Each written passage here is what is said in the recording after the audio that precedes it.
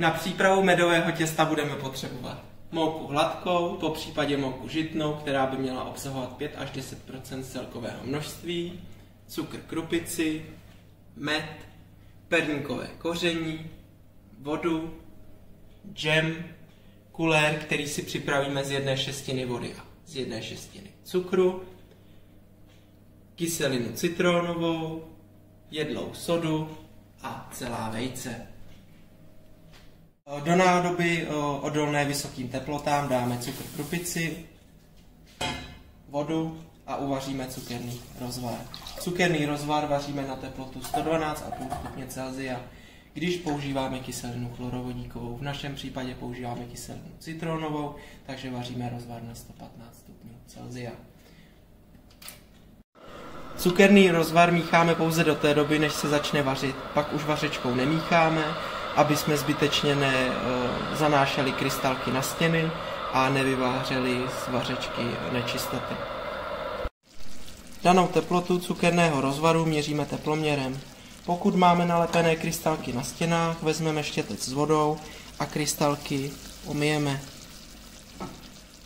Při dosažení teploty 115 stupňů Celsia vypneme příkon tepla, přidáme kyselinu citronovou a budeme provádět inverzi. Inverzi cukru provádíme do té doby, než nám cukerný rozvar lehce zežloutne. Měla by vzniknout citronově žlutá barva. Tato inverze by měla trvat přibližně 3 minuty v případě kyseliny chlorovodíkové. U kyseliny citronové to může být i déle. Inverze cukru je vlastně rozklad sacharózy na jednoduchý cukr, glukózu a fruktózu. Aby jsme inverzi zastavili, přidáme poté jedlou sodu.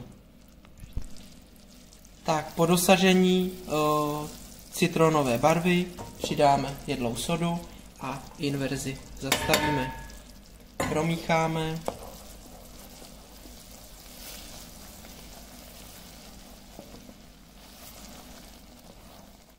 Tak, do vzniklé hmoty zamícháme med,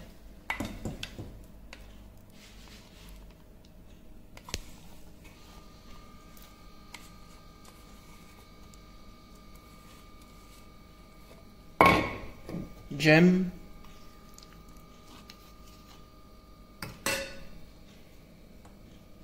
kulér,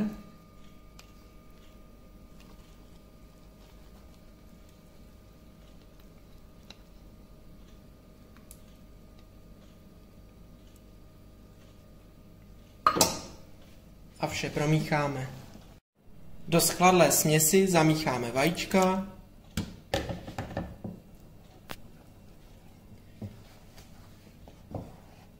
do kotlíku dáme prosátou mouku a koření a vzniklou směs. Vzniklou hmotu mícháme ve šlehacím stroji pomocí hnětacího háku.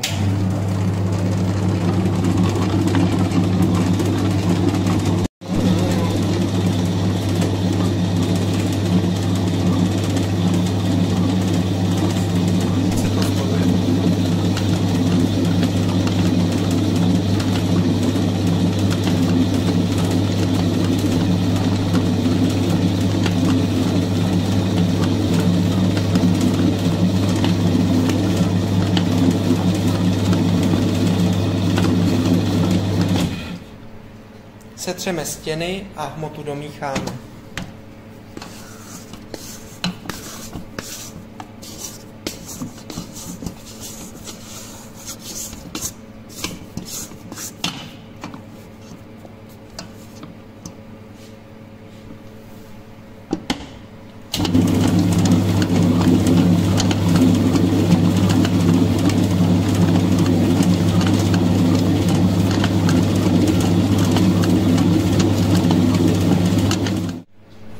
Těsto vyndáme na vál, který lehce pomoučíme a ručně dopracujeme.